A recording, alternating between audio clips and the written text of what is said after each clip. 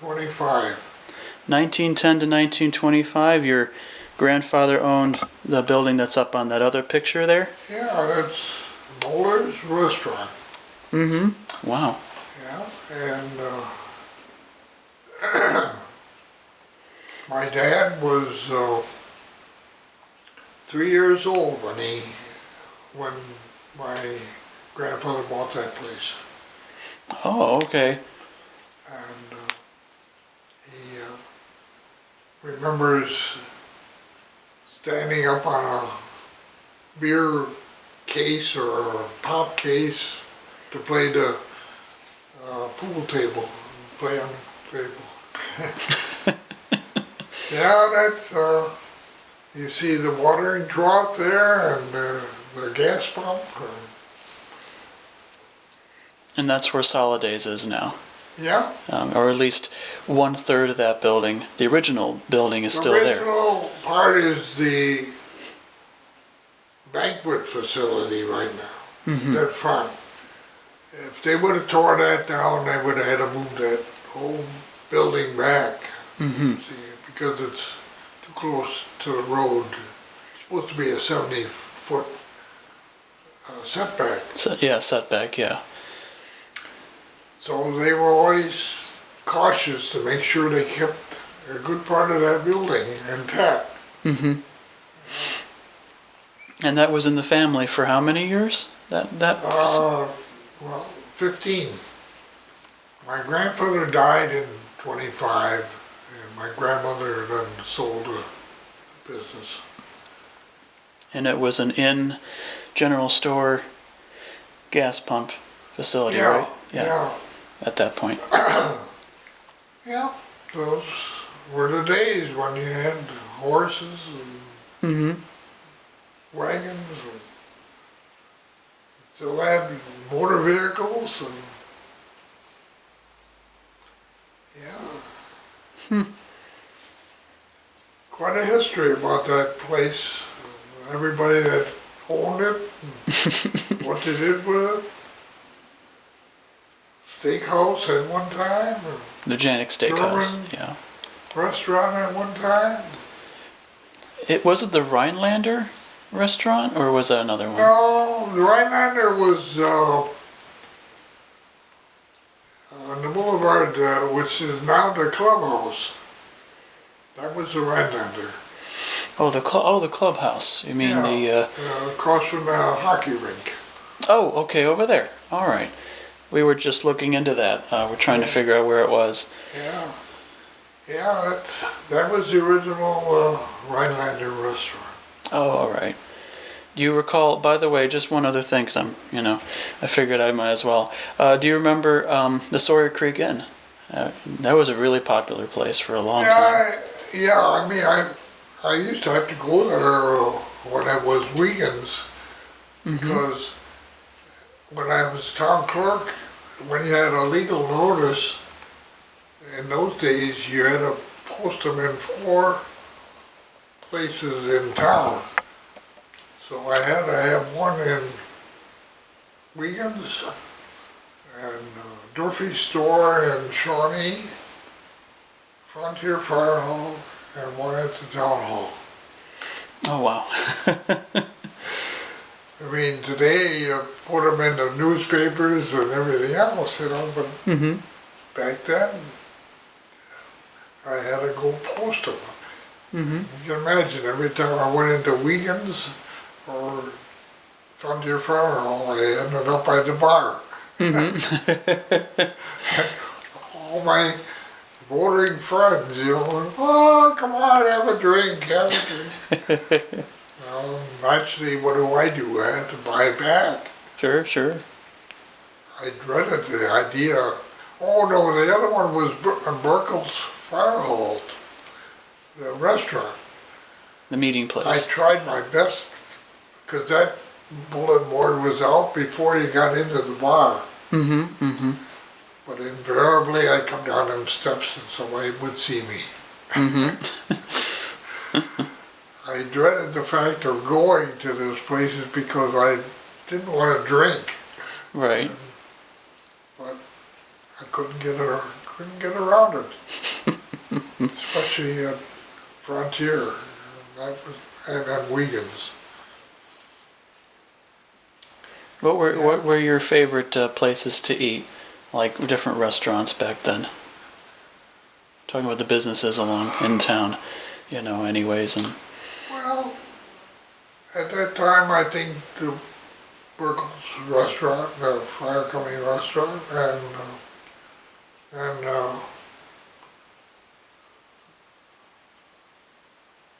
well, there was a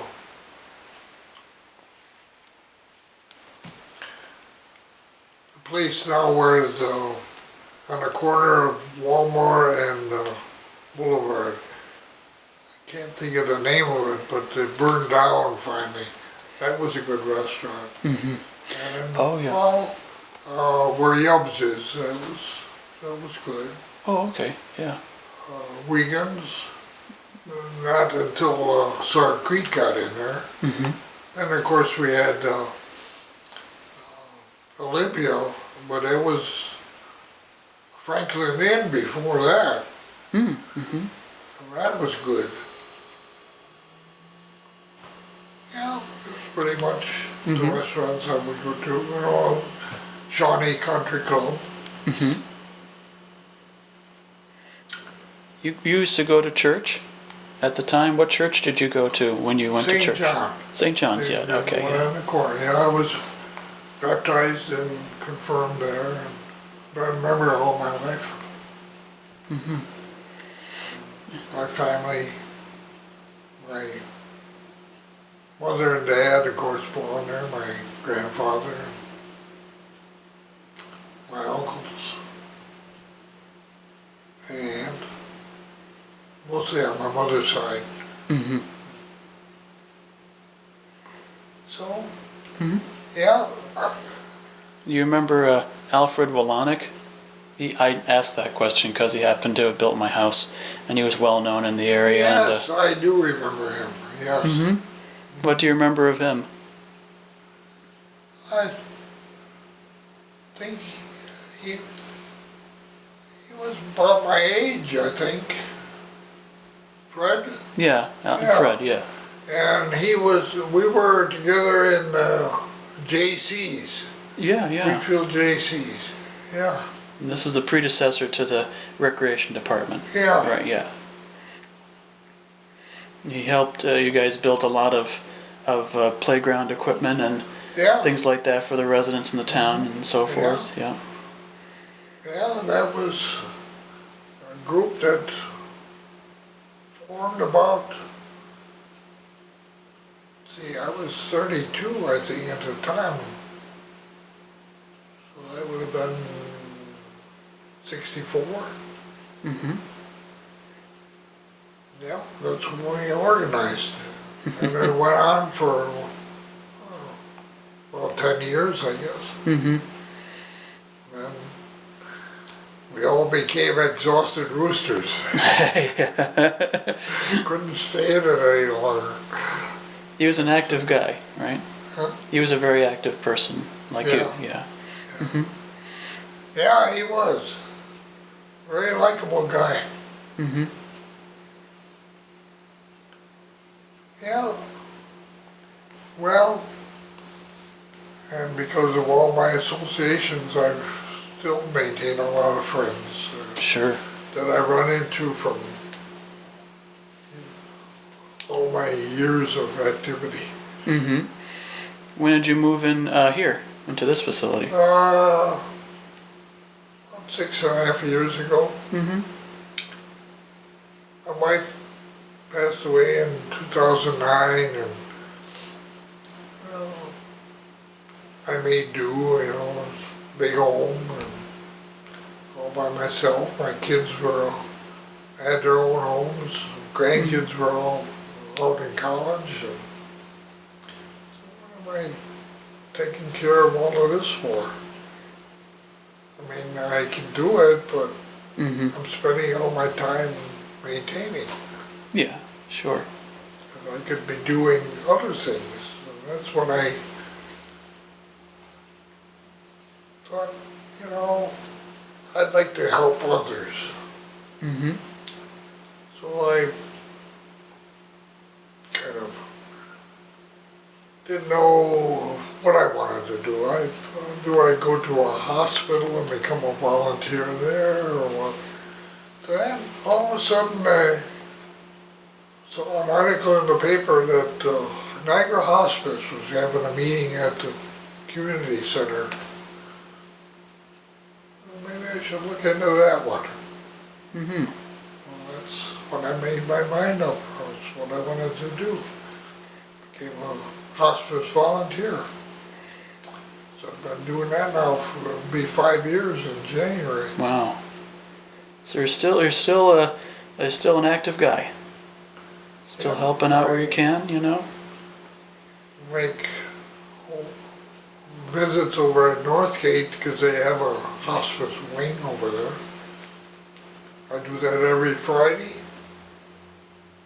And occasionally I get called on, I do a home visit with someone. Mm-hmm. Right now I'm doing one on Saturday mornings for an hour. Mm-hmm. And then I deliver welcome gifts to new hospice patients Wow. in the North Island area. That's beautiful. Different occasions where they have something need to deliver or something. Mm-hmm. I forgot to ask this question at the beginning, so forgive me. But when did your family come to this country? And where they settle? Were they part of the Burkholz German family groups there in the 1840s, As far 50s? as I know, I've never done a study further.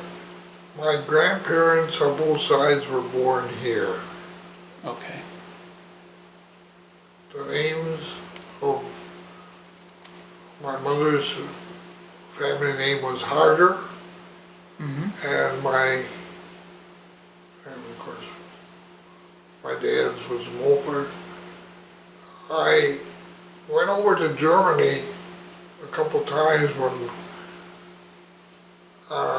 my daughter and my son-in-law was transferred over there. It was SGL Carbon, Great Lakes Carbon, Oh, okay. back in 1997 to 99. So, and then we became friends with a couple of people that stayed in our house once from Germany. They were a tour group that performed over in Burkholz, and we housed these couple. And when I was up there, then we went to cemeteries, and I saw the name Moeller and Harder. It's over there. Mm-hmm. This is in North Germany.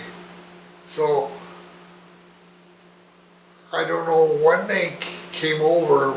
My grandfather was born in '68, but he was born here. 1868, right? Yeah, 1868.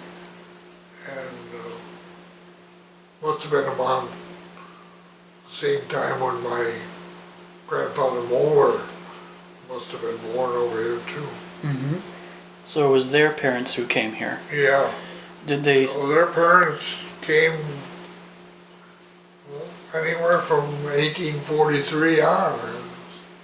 Part of the settlers from northern Germany, Yeah. the Uckermark region, Yeah. maybe. So they were the Moellers at least, and the Yeah. Harders were probably both from Yeah, that there's area.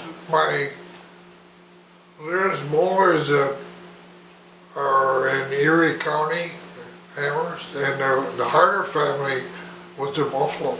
Mm-hmm. My grandfather's parents, I think, must have been up there. Mm-hmm. Okay. Yeah. Huh. I'm sure they were part of one of those groups that migrated in. Okay. Well, for the last time, thank you so much Yeah, for seeing me today.